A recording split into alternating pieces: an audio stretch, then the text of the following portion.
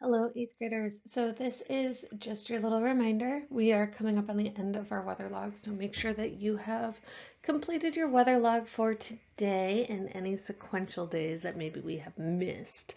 So as soon as you do that, let's get into forecasting. So weather forecasting, essentially, this is what meteorologists are doing. It is not a perfect art, but it can be. So weather forecasting. By the end of today, you should hopefully be able to identify the different types of weather data that we've been collecting, identify the different types of weather data collection tools, so the different things we need to use in order to identify what's going on, and then explain the importance of each set of data collection and how they can help identify all the different types of weather potential. So make sure you have this in front of you and let's get going.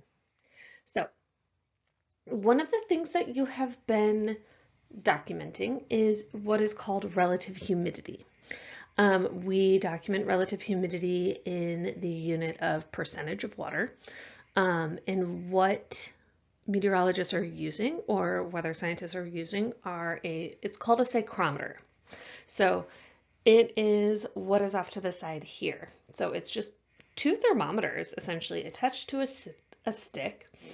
And what you do, one of them has a little piece of cloth over the bulb and you get that wet. And then you sit here and you just twirl it for like 30 seconds to a minute. What this is doing is it's measuring the temperature, like the ambient air temperature, as well as the temperature at which saturation would happen. So you're comparing the amount of water vapor currently in the air to the maximum amount of water vapor that could be held. Essentially, relative humidity is telling you you are so close to full saturation, meaning that we will be having precipitation. In the winter, our relative humidity is relatively low. Cold air can't hold as much moisture as our warmer air can. So when we look at relative humidity, we're probably sitting like 60s, maybe 70% in the winter. In the summer, however, we have days where we're sitting at like 90% humidity. Those are the days where you step out your front door and it's like you get hit by a wall of water. So warmer air can hold water much, much better. So it can get higher before we get actual saturation, which is precipitation. So that's relative humidity. We're looking at it because who wouldn't want to know, like my gals in specific, you straighten your hair. You don't want to walk outside in 90% humidity with that because then just frizz back up or curls come out, that sort of a thing. So but also it tells you relatively how close you are to having some sort of potential precipitation. So how to plan your day around that. Dew point. So we use both a combination of a thermometer and a psychrometer in order to identify dew point because we are measuring dew point in the units of degrees, so degrees Fahrenheit or degrees Celsius. This is the temperature at which the air is saturated and can't hold moisture anymore. The water in the air will condense, and when the dew point is reached, it forms liquid water. So psychrometer is telling you, or relative humidity is telling you how much longer until we potentially reach dew point. So if you're at 90% humidity, your dew point is only 10% away from where you're at. We see dew point more so hitting in like the summer when you wake up in the morning, you step outside and the grass is wet, but it's warm. There is no sign of actual rain, things like that, because dew point would have dropped in the evening when the temperature dropped a bit. So you met dew point, meaning that some of the water condensed out as liquid water and landed on your grass. You reach dew point if you take hot showers and you don't turn on the fan in your bathroom. You reach dew point quite quickly. This is why your mirrors fog up. This is why my mom always yelled at me, turn on the fan, da, da, da, things like that. Okay, so dew point. So essentially, what temperature will you reach that saturation? Air pressure. So we talked last time about air masses, and then we talked about high and low pressure fronts. I was not yawning at all in between these two videos, and now blah. Okay, so air pressure. We measure air pressure in the units of inches of mercury, or INHG, or atmospheres. It is more traditionally seen as atmospheres these days. So 1 atmosphere is equal to about 29.9 inches of mercury. That's kind of like what we see at sea level. So if you're at sea level and like there wasn't any extra pressure systems moving through, that is what normal would be. We use a tool called a barometer. It looks like a fancy sort of compass. It is what is currently on the screen, things like that. There are other ways to create a barometer, but this is traditionally, like, if you're going to see it somewhere, it's going to be like this. So why do we care about air pressure? Well, we need to know atmospheric pressure because there's big changes that occur when air pressure either increases or decreases. It's essentially like we have a high pressure system moving in like this week. So our air pressure is going to go up because we have more like air coming down and spreading out. So it brings nice weather versus if all of a sudden, and this happens a lot in hurricanes, if all of a sudden your air pressure drops below the 29.9, it's like, oh shoot, we got a lot of air moving upward, taking that pressure off at sea level, and you have a storm forming. So that is why we care about air pressure. Basically, it kind of just tells you like whether you have nice weather on its way or not so nice weather. Why do we care? Simply, why do we care? Meteorologists can predict the weather based on these pressure changes. Like I just kind of explained, a rise in pressure usually means that something is improving. We are seeing some good systems moving in. You got that air coming off at like sea level and going up into our atmosphere, just making it all like gorgeous again. Versus if you see a fall in that air pressure, you have impending inclement weather. You have icky weather on its way, especially if it drops quickly. Again, this is what we tend to see around the coasts when you have hurricanes and cyclones moving in. So that is why we care. So this is just a quick little TED Ed video. Essentially, how does a barometer work? How did we get to this point of being able to actually track this sort of a thing? So I will link it in Schoology for you. So just take a pause for a second, go and watch this video. Oh my God. And come back and maybe I'll get these yawns under control. Okay. Hopefully that explains barometers a little bit better. So if you're sticking around for lecture, phenomenal. If not, please remember your CHAMPS expectations as you move through. And if you have any questions, just give me a holler. So what is weather forecasting? Weather forecasting is the prediction of weather conditions over the next 3-ish days. So I read somewhere and now I'm so upset I don't know where I saved that information. But weather on the West Coast can be predicted upwards of like 5 days out. Weather on the East Coast, same thing. Weather between the West Coast and the Rocky Mountains can be predicted about 3-ish days out. Weather here in the Midwest can only be predicted accurately. Now these are all accurately within a day or two. And that is because our Rocky Mountains have such an influence on how our weather ends up being, whether a lot of moisture gets caught on them or whether it makes it past, things like that. So typically the things that people are looking at when they're looking at the weather are these 5. So we're looking at relative humidity, air pressure, temperature, wind speed, and wind direction. There is so much more that goes into weather forecasting, but these are the things that like the common people are concerned with. Now, granted, may not be as concerned with air pressure, but those, like, these are the top 5. If people could like look at things, this is what they're looking at.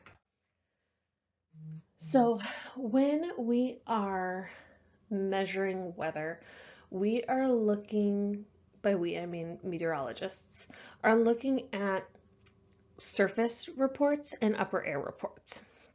Okay, this is looking at what is happening down here on the surface and how we are feeling them. So the temperature, air pressure, humidity, precipitation, wind speed, direction, things like that.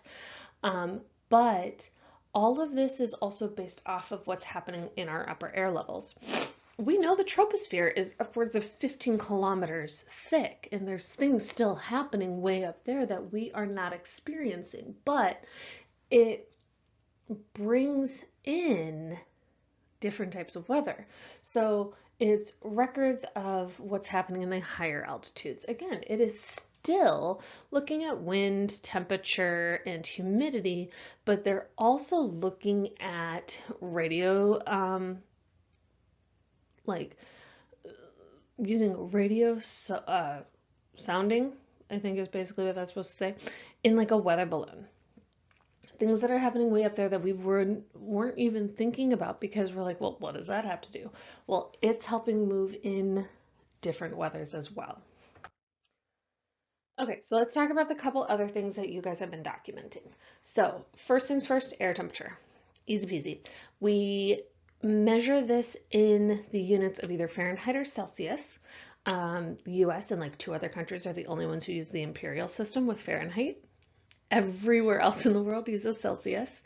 And these are the formulas to where like, if you're like, oh, I don't know what it is in Fahrenheit, but like it's only given to you in Celsius. Well, you can take that, multiply it by 1.8 and then add 32 degrees. That's how you get Fahrenheit. Versus if you're like, I want to know what's happening in Celsius, you take our Fahrenheit degrees minus 32 and then divide it by 1.8. That's how you get Celsius. You may have to use these formulas in high school, but beyond that, I don't know about you, my phone can tell me whichever unit of measurement I want. So again, we use a thermometer. You're very familiar with those. And it lets you know kind of like what to expect, what to wear, things like that. Like right now, it's only like 20-ish degrees outside, so my office is a little cold. So I'm wearing a sweater versus later today, I'm probably going to be wearing a t-shirt because it's supposed to get up to like 50-ish. Okay, so air temperature. Wind speed and direction. This is a big one we're always concerned with here in North Dakota. So wind speed, we measure it in either miles per hour or kilometers per hour. And we use a tool that is called an anemometer. It's like trying to say anemone. But an anemometer is essentially, if you've ever seen those like cups on a stick and they like spin around with the air, that's essentially what it is. It is like a speed gun for the wind. It traps it. It can affect the weather and forecasting, aviation especially, temperatures, etc. We talk about the air temperature in the winter, and then we also talk about like the feels like temperature, and usually our feels like is very much dependent on the wind. The amount of times you hear, oh, it wouldn't be such a bad winter day if there wasn't any wind. Well, right, because wind just makes our skin perceive air temperature in such a different way. So that's it. Wind direction. This also is something we talk about a lot up here. I always forget how much we talk about this until I'm like, oh, you guys know what this is when I'm teaching it.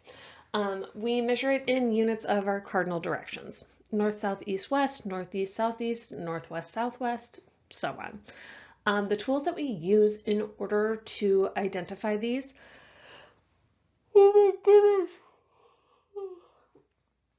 Is a windsock. So those orange little like tube-like things at airports, or a wind vane, which is like the picture here that you typically see on top of a barn.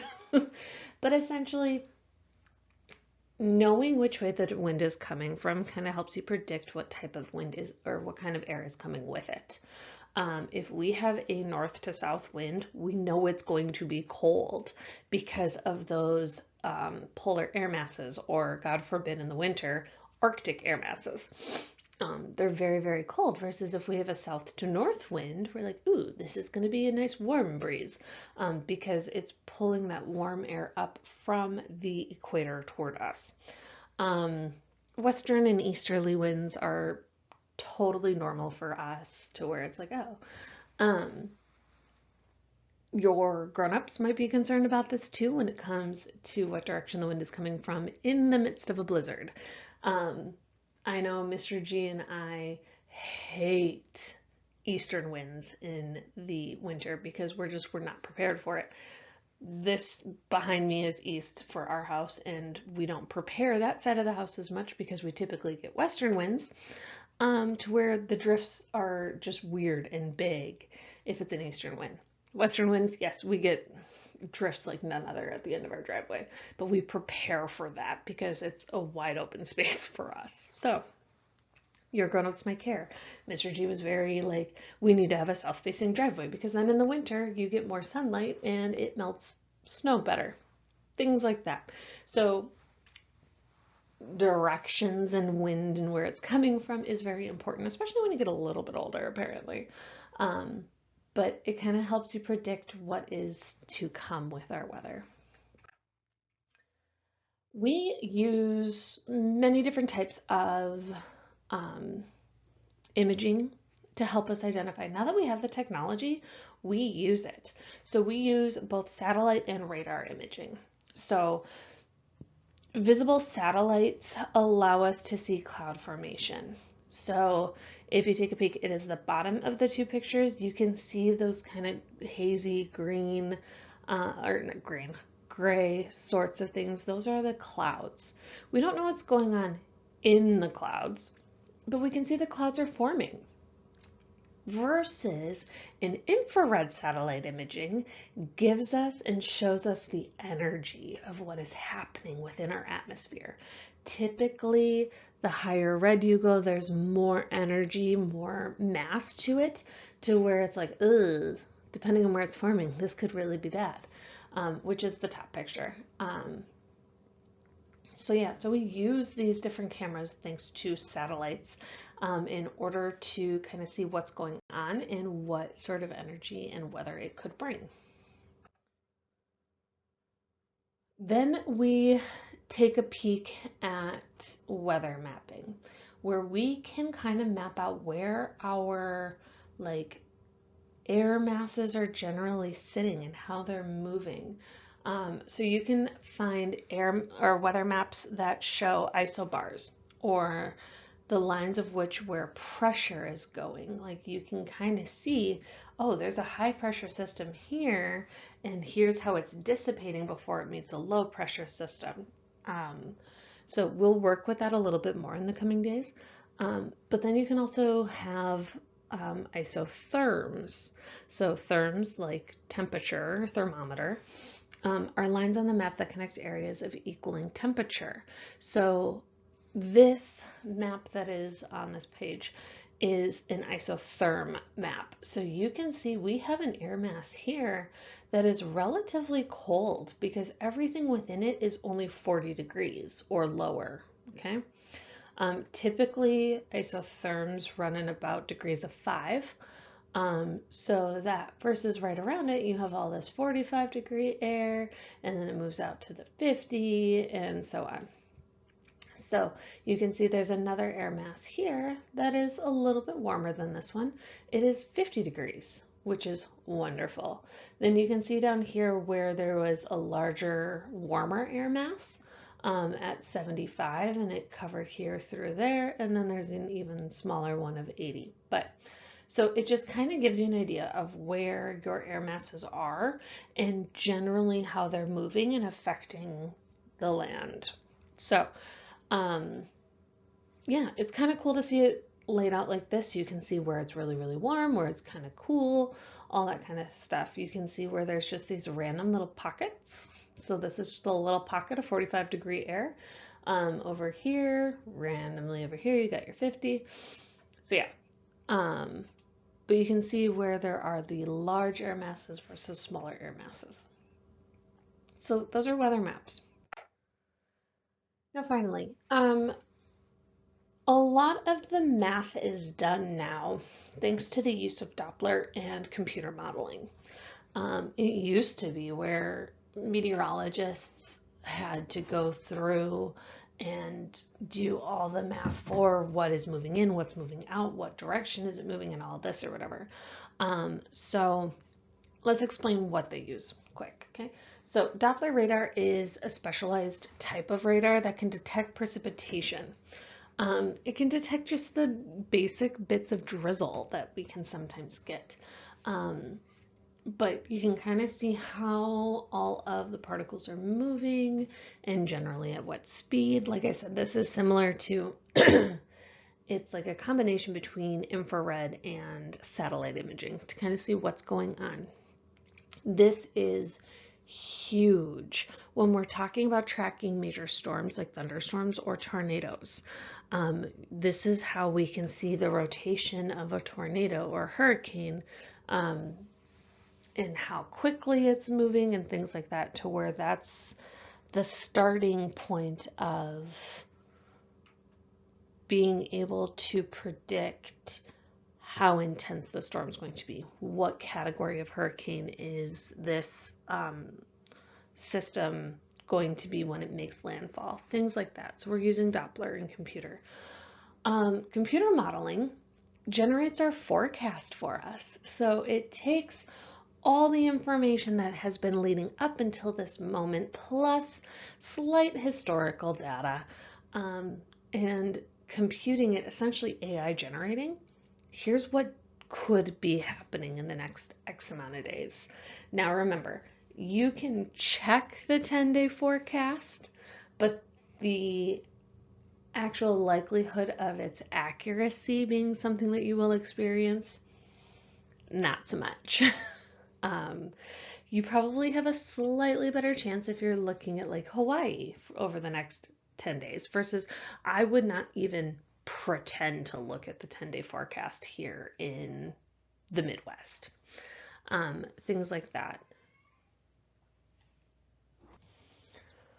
Sorry, well, woke up, so I'm going to be 100% honest. I don't know where I left off, but I'm not going to re-record whatever the 2.5 minutes just was. Basically, meteorologists use all of this data in order to start making predictions and forecasts of our weather throughout the entire world. Their job is not easy by any means. And yeah, so these are some of the things that they're taking into consideration. So if you have any questions, please let me know. And if not, just keep working. You're doing awesome. So close to the end. So awesome. Let me know if you have any questions. Bye.